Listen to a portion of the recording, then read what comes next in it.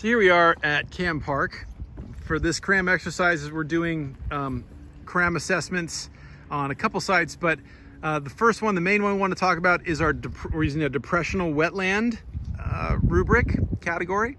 And what we're going to consider for our depressional area is this area that is from the levee here to the road over there, and then where you can kind of see the vegetation sticking out roughly about that far. So we have essentially a rough triangle here.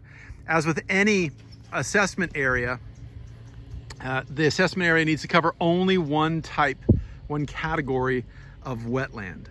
And so in this case, even though we have some riparian area right next to it, we need to make sure that assessment area doesn't go into the other category.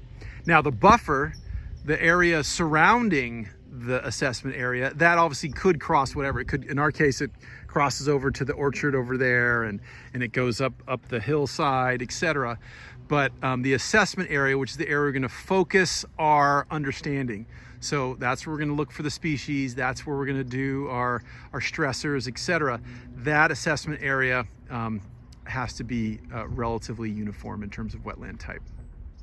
And that's what we have here in this part of this floodplain that's been cut off from direct surface flows, but nevertheless gets a lot of subsurface water coming in from Cayugas Creek off to the side here.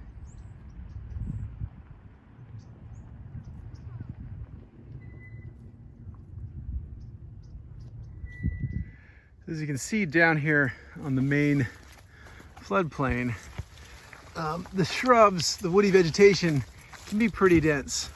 So even this area I'm walking, which is a trail, and so relatively thinned out, there's still a good amount of vegetation. And that means there's a good amount of cover. So we have a really, generally speaking, good population of small mammals. So rabbits, rodents, birds, quails, things of that nature that really dig these types of habitats. So while there's several different species, woody species across this plain, I'd say that some of the most common ones here on the floodplain in our assessment area would be mule fat, would be coyote bush here, and arundo, while not as numerically abundant here in the main floodplain, definitely around the edges, and it's really conspicuous to see and very obvious to detect from the air or from far away.